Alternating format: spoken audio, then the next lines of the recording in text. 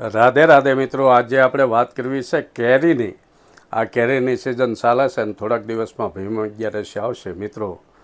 તો આ કેરીની વાત કરવી છે મારે. અમે જ્યારે નાના હતા એ સમયની વાત કરવી છે. અત્યારે તો રોડ ઉપર કેરી ભંડાર હોય ત્યાં તો કેરીના ખોખે ખોખા ઢગલે ઢગલા હોય છે. લોકો કેરીની સિઝન ચાલુ થાય ત્યાંથી કેરીના બોક્સ લેવાનું ચાલુ કરી દે, ઘરે દાબા નાખવાનું, તો કેરીની સિઝન ઉકલે ત્યાં સુધી. મિત્રો, હું જ્યારે નાનો હતો એ સમયે કેરી ખાવી એટલે ભીમ અગિયારસની વાટ જોવાની. ભીમ અગિયારસના દિવસે ઘરે કેરી આવે. અમુક જે સગવડવાળા હોય એ લોકો સિઝનમાં 4 થી 5 વાર કેરી ખાય. બાકી તો ભીમ અગિયારસ એટલે બસ કેરી ખાવાની. તે પહેલાં કાંઈ કેરી હોતી નથી, તે વખતે કાંઈ કેસર કેરી આવતી નહીં, દેશી આંબા હતા. અને લોકો પાસે એ સમયે એવા પૈસા નહોતા કે લોકો ખરીદીને અત્યારે જેમ ખાય એમ કેરી ખાઈ શકે.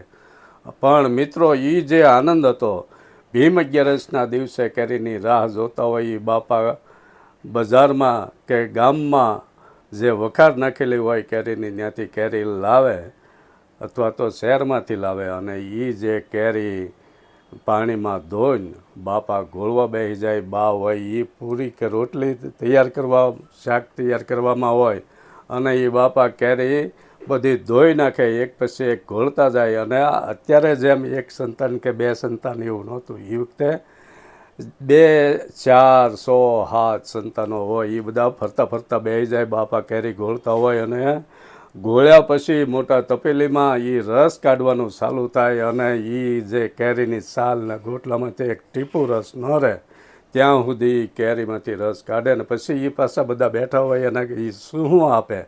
મિત્રો, એ સમયે પૈસા ઓછા હતા, સુવિધાઓ ઓછી હતી, પરંતુ આનંદ ઘણો હતો. આખો પરિવાર એકસાથે બેસીને જમતો. કોઈને ઉતાવળ નહોતી, કોઈ મોબાઈલ નહોતા, કોઈ ટીવી નહોતું, કોઈ ઘોંઘાટ નહીં, માત્ર પરિવાર, વાતો, હાસ્ય અને લાગણીઓ હતી. એક ક્ષણો યાદ આવે ત્યારે આંખોમાંથી આંખો ભીની થઈ જાય છે. મિત્રો, આજે બધું સહેલાઈથી મળી જાય છે એટલે કદાચ તેની કિંમત નથી, ઓછી થઈ ગઈ. જે વસ્તુ માટે રાહ જોવી પડે એનો જ આનંદ હોય છે. મિત્રો, પહેલાંના સમયમાં જ્યારે દૂરદર્શનમાં ચિત્રહાર આવતા શુક્રવારે, એની એક રાહ જોવાનો આનંદ હતો. વિવિધ ભારતી ઉપર આપણું માનીતું ગીત આવે એ સાંભળવાનો જે આનંદ હતો, એ હાલ જે મોબાઈલમાં જે બોલો એ આવી જાય એમાં એ આનંદ નથી.